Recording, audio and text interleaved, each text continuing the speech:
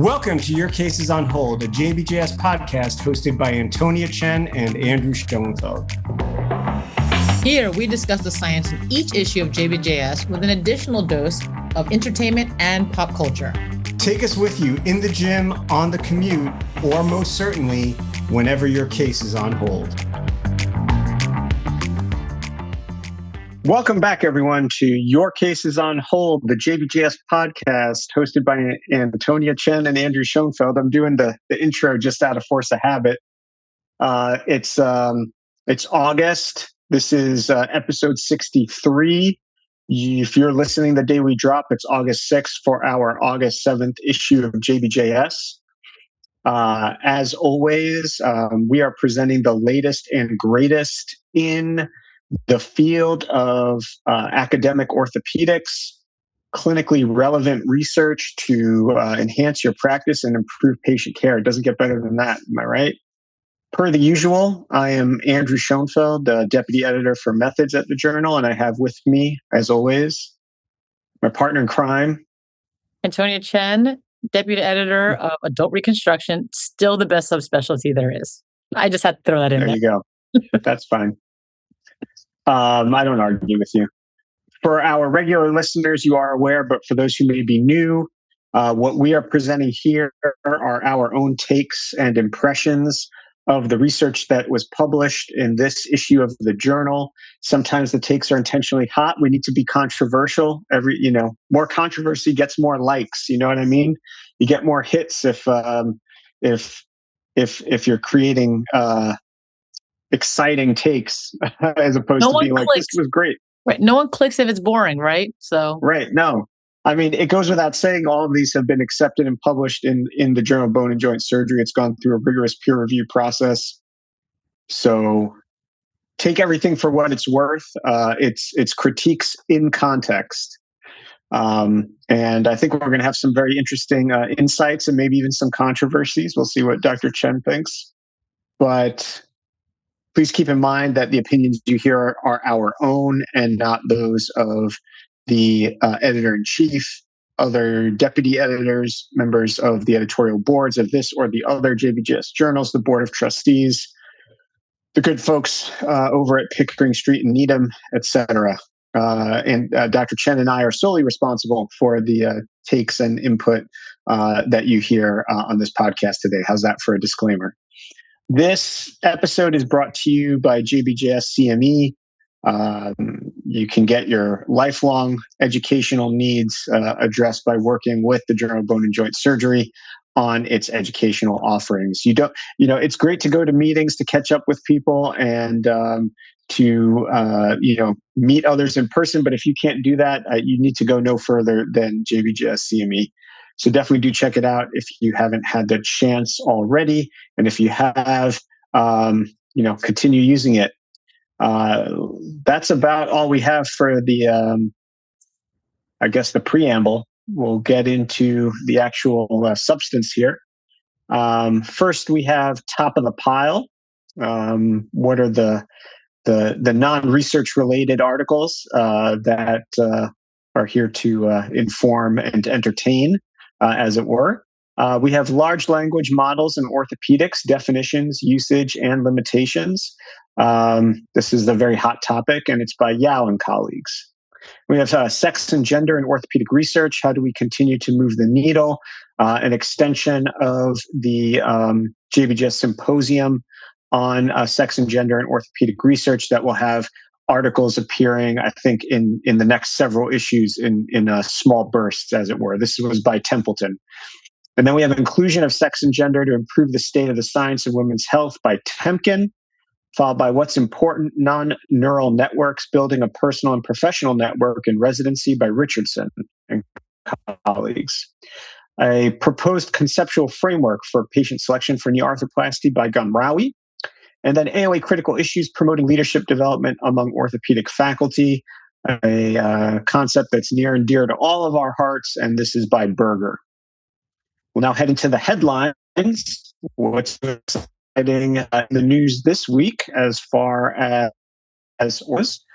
My article is Incidence of and Risk Factors for Reoperation and Revision Following Total Elbow Arthroplasty with an Anatomic Convertible Prosthesis by Hill and colleagues.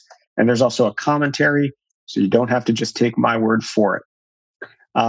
This is an article that assembles a reasonable number of patients, I'd say even a large number of patients for the condition that's being treated. 219 total elbow arthroplasties in 206 patients performed over the course of 2001 to 2020. This is using the Latitude prosthesis from Stryker. Per the authors, I'll read here that only the Latitude system from Stryker allows the surgeon to convert between a linked and an unlinked configuration on the basis of preoperative assessment and intraoperative decision making. The Latitude prosthesis is typically implanted with preservation of the native radial head to prevent loosening or dissociation of the radial component and thereby minimize the potentially avoidable high proportion of adverse events previously reported in the literature. Now, they do note that the decision to link the components is determined on a case-by-case basis, and they express their bias toward an unlinked configuration to minimize stresses at the bone implant interface. These technical variations, they feel, influence both the short and long-term performance of the Latitude, and they state that they have not been reported on previously, and certainly not in a sample, exceeding 200 patients. So their aim was to provide long-term data on the Latitude prosthesis. They do recognize it's a single high-volume center, and they specifically want to look at implant survivorship and reoperation. So they include surgeries performed by one of 5 fellowship-trained shoulder and elbow surgeons. Again, from 2001 to 2020. And, from there, it's kind of the clinical retrospective of their experience.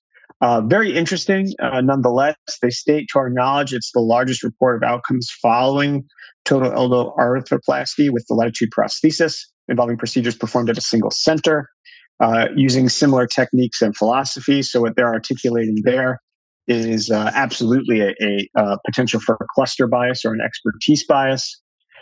This is also the report with the longest mean duration of follow-up. I mean, these are all reasons why it's appearing in the annals of JBJS. They had 90 elbows, or about 41%, requiring reoperations, with a mean of 19.6 months of duration between the index and the revision procedure. So they're saying that, with 90 patients requiring reoperation, they postulate a risk of an assessment of the factors associated with reoperation. I think that's a reasonable recognition. They also have issues with, are going to have issues with restricted clinical variation, potentially truncation, the expertise bias, cluster bias. It's unclear that the findings here would necessarily be translational in other centers, especially those who are less experienced in both performing the procedure and making the decisions about when to use this particular implant, or some of those factors such as linking the components. They say is determined on a case by case basis, biases toward an unlinked configuration. So there's a great deal of caveat there. They do appropriately grade this level for a essentially clinical retrospective highlighting their experience over the course of 20 years. That's going to be enough when it comes to secular trends. Next bring up is the past efficacy of disease-modifying anti-rheumatic drugs, changes in implant designs. I don't know how much that affects the Latitude system in and of itself, but certainly as the surgeons experienced over the course of 20 years, that is onto others who may be joining the practice. Improvements in becoming more facile with the surgical incisions, less soft tissue disruption, that accrues with experience, and also just general advancements in the field. So the experience of an individual patient who had surgery in 2001 may be dramatically different from an individual patient receiving surgery in 2020, as are the inherent risks associated with the proclivity to need a revision procedure, as well as the surgeon's intent to offer such a procedure, and the patient's willingness to accept a procedure. So these are all factors that need to be considered by the erstwhile reader as they're distilling this experience through their own intentions in terms of applying it to their clinical practice. Again, at the end of the day, I think the authors are very upfront in recognizing what limitations are associated and inherent to this work. I don't think they're trying to oversell, which is good. But at the same time, it's unclear that what they're presenting here will be translatable to the practice of one of our listeners, for example. In addition, I think it's quite sobering that even amongst this high volume center with very experienced surgeons, they still have a fair high rate approaching almost 50% for the cohort as a whole. So that can be a cautionary tale of sorts as well. I don't have any further input. Obviously, it's not your exact area, but it is a joint replacement of sorts. So I don't know if you have any further insights or what your takes were on that. No, I agree with you. It scares me a little bit that this center does all of this implant. They're experts in it, and they still had a pretty high reoperation rate. So it is cautionary. It is good to publish, I would say, not just positive results, right? The problem with these patients who need these procedures don't have a lot of options. So, this is one of the other few options, but they're upfront about it. It's not industry sponsored, that sort of thing. So I think it's a good article of a cautionary tale and important to impart that on implants. I think this is where the benefits of registries will come over time, right? If you can see this for all the different implants, they don't have a total elbow one, but they're going to do shoulders, they're going to do trauma, they're going to do tumor. It'll be interesting to see things like this and see if different implants perform differently. And if they do, then potentially you highlight and use one more than the other. And I know that's how the other databases across the world tend to do it. And I know places like Michigan with, hip and knee replacement registries, they will emphasize ones that perform better and encourage the use of those. So how this compares with other total elbow prostheses, I don't know. And maybe they all have similar values because these total elbow patients just don't do great. Or this performs better. Maybe this performs worse, and that's something that bears out in other comparisons. We'll now move into your headline. Implant patient factors associated with acromial and scapular spine fractures after reverse shoulder arthroplasty. A study by the ASES, Complications of RSA Multicenter Research Group. This is by Moverman and colleagues and does have an infographic. So I love how we're mixing things up. We have total elbow and I have a reverse shoulder here. So to our upper extremity friends, we see you, we hear you, and we acknowledge that you replace other parts of the body. And so reverse shoulder arthroplasty has clearly exploded in popularity over time, and there have been multiple implant designs. And final implant position can result in various degrees of humeral and glenoidal lateralization. And the purpose of this study was really to understand what sort of implant positioning and patient factors were associated with acromial and scapular spine fractures after reverse total shoulder arthroplasty. By having all these new implant designs, it's reduced the prevalence of dislocation, but finite element analysis studies have suggested that glenoid lateralization can increase acromial and scapular spine strain. And this increased humeral lateralization can be protective in the pathogenesis of acromial stress fractures, as active strain on the acromion during abduction is theoretically minimized by an increased deltoid moment arm. However, the conflicting data is throughout literature. So this study aimed to do this in a multi-center retrospective study manner. And what they did is they looked at 24 surgeons from 15 U.S. institutions, and they're all members of the American Shoulder and Elbow Surgeons ASES group. And they pulled all their data together to come up with the results of this study. These reverse shoulder arthroplasty patients underwent surgery from June 13th to May 19th and had a minimum of 3-month follow-up. And it was 3 months after primary or revision RSA. So they included reverse total shoulder patients, which I wasn't a huge fan of, but it did include them. And I'm curious as to why it was only 3-month follow-up when the last surgical date was May 2019. So a 3-year follow-up would make sense, but 3-month follow-up felt short. It's likely potentially because of the revision in RSA, but it's hard to say. The mean follow-up was 19.4 plus or minus 15.8 months, so a huge standard deviation. The range was 3 months to 94 months. The study parameters and terms, data collection factors, and study design components were defined through a Delphi method, requiring 75% agreement among surgeons for consensus. And they went through 18 rounds of this, which is interesting because typically what you do is you just design a study, you collect the parameters, and you put it together. You don't need a Delphi method to come up with the agreement of that per se. But they utilize this since it's most likely a committee setting that they came up with this.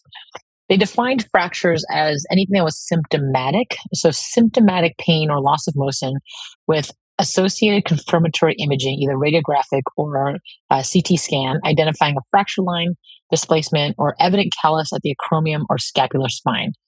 Patients were excluded if they were asymptomatic, so they had asymptomatic stress responses or fractures, and those diagnosed without confirmatory radiographic evidence.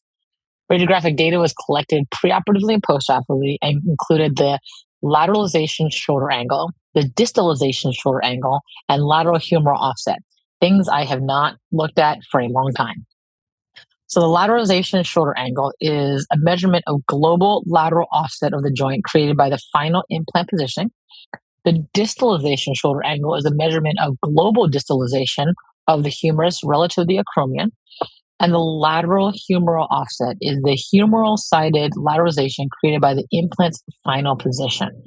And these become relevant later because obviously we're going to look at these and see how they impact the rates of these types of fractures. Postoperative fracture patients who were not stratified by the location of the stress fracture, meaning they didn't separate them from acromion and scapular spine when they did a 1-to-2 matching. In these patients, they matched 1-to-2 with the control cohort who did not have fracture. And there were 2 separate multivariate analyses that were performed. The first one utilizing delta LSA, which is that lateralization shoulder angle, and DSA values, which is the distalization shoulder angle, and change from pre-op to post-op. And the second multivariate analysis utilized only post-operative LSA and DSA values. Again, these are propensity score matching, and they were done by primary diagnosis, cuff tear arthropathy versus other, the presence versus absence of osteoporosis, and the presence versus absence of inflammatory arthritis. It included 6,320 patients, which is a nice large number for a total reverse shoulder arthroplasty on papers, which is really nice to pool of many centers. The overall stress fracture rate was 3.8%, and there were 180 or 2.8% acromial stress fractures and 0.9% of scapular spine stress fractures. Half of the patients had a preoperative diagnosis of rotator cuff disease, which included rotator cuff arthropathy and massive rotator cuffs. When I was undergoing residency, the standard teaching that I learned was that reverse total shoulders was for patients with glenohumeral arthritis and rotator cuff tears. So I'm kind of surprised that only 50% of them included rotator cuff arthropathy or massive rotator cuff tears, but that's my view on things there. Osteoporosis was present in 13% of the patients, and 11% had inflammatory arthritis. Only 9% of the RSAs were revision procedures. So it's a small percentage of the populations, and I'm still not necessarily certain that they needed to be included.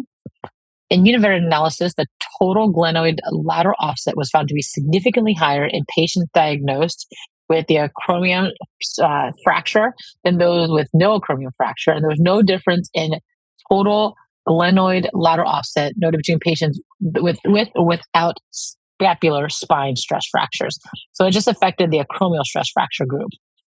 Acromial stress fracture risk factors included inflammatory arthritis, a massive rotator cuff, osteoporosis, prior shoulder surgery, cuff tear arthropathy, female sex, older age, and greater total glenoid lateral offset.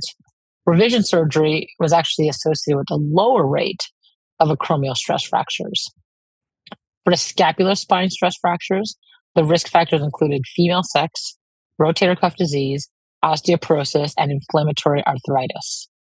The radiographic analysis of these propensity score matched patients showed that a greater increase in the lateralization shoulder angle from preoperative to postoperative and a greater postoperative lateralization shoulder angle increased stress fracture risk, while increased lateral humeral offset reduced it. Distalization showed no significant association with stress fracture prevalence, and those associations did remain constant when postoperative LSA and DSA values were utilized. The study is nice again that I said there's multiple surgeons, multiple sites, and it went through a um, society membership kind of aggregation of data. And I wish we had more of that, in all honesty. We get that through AJRR, but that's being collected only in certain centers. So to bring people together, to collect their data together, and to see outcomes is really nice. It just powers the study really nicely and gives you variation of practice throughout these areas there. It would be nice to see if there was a difference in fracture rates by implant type. So they didn't talk about which implants were used because likely multiple implants were used because multiple surgeons were involved. So I would like to know if there's any implication with that with regards to how the radiographs turn out the way they were. It is good for counseling. There are a bunch of patient factors associated with such as poor bone density and rotator cuff deficiency, which are the strongest predictors of these types of stress fractures. And it's also good for potentially guiding surgical technique with final implant positioning. It may affect the acromion and the scapular spine stress fractures and an increased humeral lateralization was associated with lower fracture risk. So try to implement that in practice. Whereas excessive glenoid-sided and global lateralization were associated with higher fracture risk. So try to avoid those. So some practical tips and tricks. I will say that the sample size does help. And I thought it was a decently well done study, although retrospective. Yeah, I mean, obviously, the ability to include over 6,000 patients is quite advantageous. I think one important thing is, not to have the stars in the eyes, so to speak, from the 6,000 patients, but to consider the fact that there are only 180 ASFs and 59 SSFs that were identified. So acromial stress fractures and scapular spine stress fractures, respectively. In a study that has a very large power, you can get a lot of general guidance is like those that have odds ratios of 2 or higher are probably going to be more again translatable and real. And there are several of those: inflammatory arthritis, rotator cuff tear, osteoporosis. Some of it fairly intuitive, I would think. The ones that have things under than that, the issue offset where it's just 1.06, so 6% increase in odds. Age, ostensibly modeled as per year increase at 2%.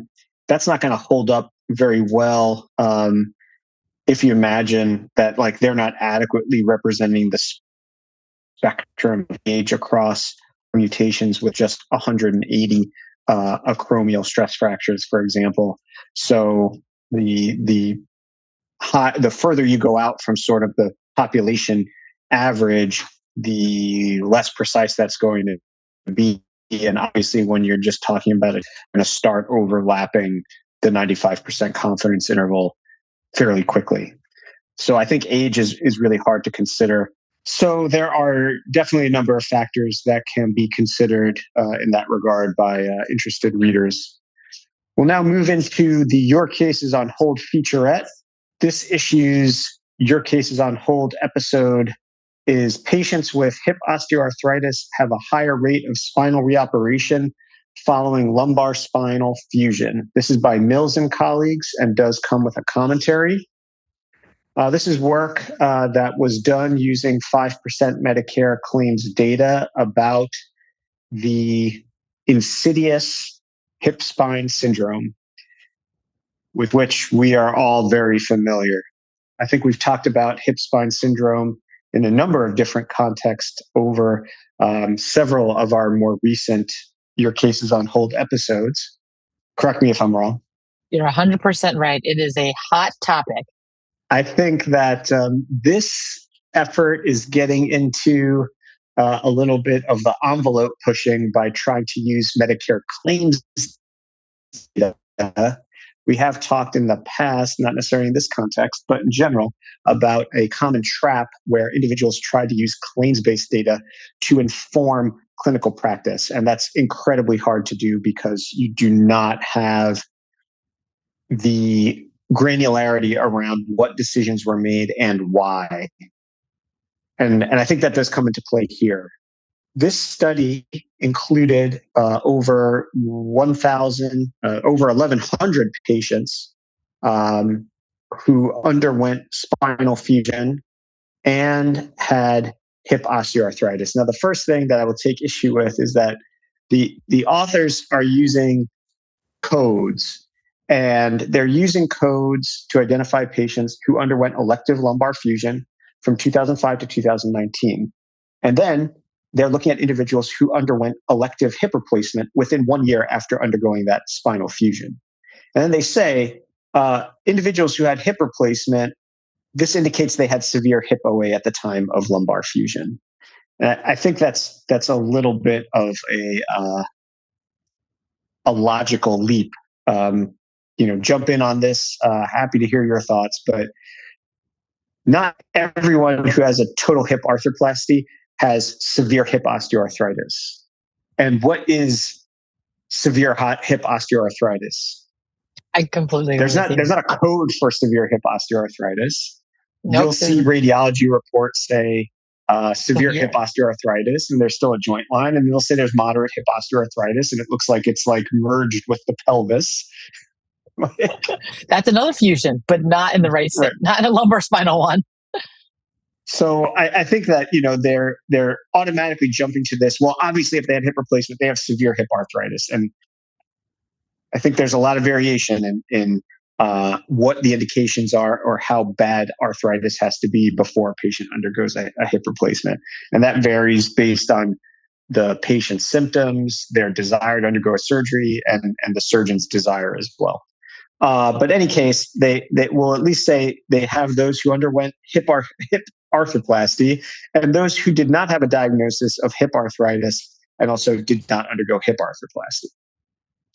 They do standard, regression approaches, multivariable Cox regression using age, sex, diabetes, heart disease, obesity, smoking status, osteoporosis, number of levels fused, use of posterior instrumentation, interbody device, bone graft, and surgical approach as covariates.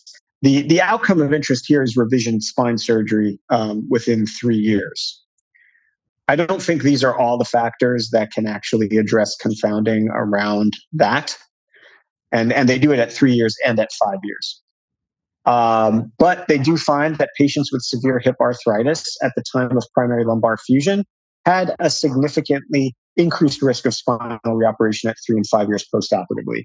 I would reframe that as patients who underwent hip arthroplasty within 1 year of a primary lumbar fusion had a significantly increased risk of spinal reoperation at 3 and 5 years. They then say, and this is where they're really way out over their skis as far as I'm concerned, these data provide further evidence to support performing total hip prior to lumbar fusion. I think that's a problem because they don't have the counterfactual here. They're not contrasting adequately to different groups. Okay, they needed both. You had the hip done first, or you had the lumbar spine done first.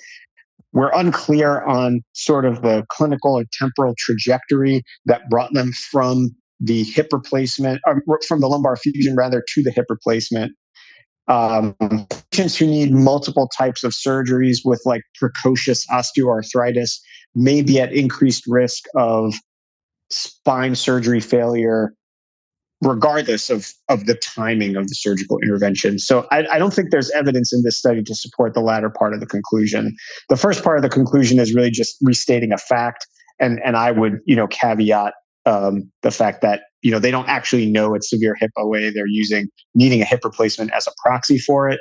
So if we just set that aside, I think that, yes, there's some signal there, but it's really, you're just not sure what the underlying driving motivations are for that. And I don't think it can be said from this study, certainly, that changing the clinical practice would invariably alter the outcome. I think what you get from this is that you say, if you're seeing somebody who has legitimate structural issues in both, they have to be aware, because I think there are some studies that actually show you have the hip replacement first, then you get the lumbar fusion. That increases the risk that you might need a hip revision. Now, granted, these are not being done with Medicare. They may not have close to 10,000 patients or what have you. But there are some studies, at least in the spine literature, that I've seen that do speak to that. So if you have the hip first and then the spine done later, you need a revision hip. If you have the spine done first and then have the hip done later, you need a revision spine. It's, you're sort of damned if you do and you're damned if you don't, is the kind of thing. I think So that you really do the both take home message is that simultaneously. patients who have need for multiple major operations in the spinal pelvic no, I don't think anybody wants that. I think the take home message is that these patients just have to understand that the ceiling for their outcomes and the risk of need for further surgery is decidedly different than if they just had one singular clinical issue. And that probably goes for like patients with hip and knee problems, or knee and spine problems, or knee and ankle problems. I don't think it's just unique to this clinical context. I couldn't agree with you more. As someone who does hip replacement, it's just one of those things where we want a prescription, right? We want to be like, yes, we should do ours first, or we should wait till you do yours. And the same is true for foot and ankle and knees, right? There's always something that's adjacent to it. Then which one comes first, the chicken or the egg? And to determine causality from this is a big stretch. So the hard part is a lot of times people will just pick up the articles, and I'm definitely guilty of this too, and just read the conclusion. If you read this conclusion, that's exactly what it says. You should do the hip first when you have severe hip OA at the time of primary lung diffusion. So you should. That's a lot of clinical judgment based on not the greatest methodology. Yeah. And if you're going to the boards and you did the hip first and they said, why'd you do the hip first? You could be like, well, the Mills article said that that's the way you should do it. Mm-hmm. And that's what people will say. And then the patient gets, repeat surgery or repeat, hip revisions and things like that. Then what? Right. So maybe in 5 years from now, we'll be looking at a different study and showing the opposite in Medicare data. So great. Yeah. I mean, and again, it is Medicare data. So this is a population that is not necessarily translatable. It's not going to go for a patient who's 50 years old. I mean, if you look at some of the characteristics, this is 63+% female, 91% white. The average age is 76.8. So forget about even just 50-year-olds. This may not even apply to a 65-year-old who is on Medicare. Sure. Definitely one thing to keep in mind for sure. All right. We may be running a little bit short on time here. It certainly feels that way. But let's get into the honorable mentions at this point. So we have variation in the cost of hip arthroscopy for labral pathological conditions, a time-driven activity-based costing analysis. This is by Dean and colleagues, and actually comes from the Mass General Brigham system. We know these guys, as I like to say. They are using time-driven activity-based costing to characterize the cost composition of hip arthroscopy for labral pathological conditions and to identify factors that drive variation in costs. They identified wide patient-to-patient cost variation, similar to what has been seen in other arenas, most effectively explained by the method of labral management, the surgeon, osteoplasty, and the surgery center. So if you're interested in holding down, check out that article. Next, we have between standing long leg radiographs and CT scans in measuring coronal knee alignment. This is by Fontalis and colleagues. This is permanently free. This study was a multi-center cohort study across 3 tertiary centers, including 300 patients undergoing primary robotic arm-assisted total knee arthroplasty. They observed strong correlations between the long leg radiographs and CT scanograms that were made during preoperative planning, and implying that these can reliably be utilized, or that CT scanograms rather can be reliably utilized to estimate coronal alignment of the knee, potentially replacing the need for the long leg radiographs. Last, we have defining the patient acceptable symptom state test for PROMIS after total ankle replacement by Shaffrey. This has an infographic and also comes with a comment. This study was looking at the paths for PROMIS in total ankle arthroplasty, single institutional study, including 127 primary tunnel ankle patients that must go for special surgery. The ability to reach the pass was strongly associated with postoperative pain scores. The pass thresholds were generally poorer than population means, which I think does have a very important implication for individuals undergoing these interventions. That about does it. I think we're out of time. We'll try to do better next time. If you like what you heard, please like and subscribe and join the tens of listeners in Your Cases on Hold community. If you didn't like what you heard, give us a chance again. In 2 weeks, Dr. Chen will be leading the way. And she is overly critical of research in general. So you might get a more erudite, thoughtful, insightful, and critical commentaries from Dr. Chen. Thanks for sticking with us. Like and subscribe, hit the notification bell, check out our back issues, and we look forward to seeing you next time. In all seriousness.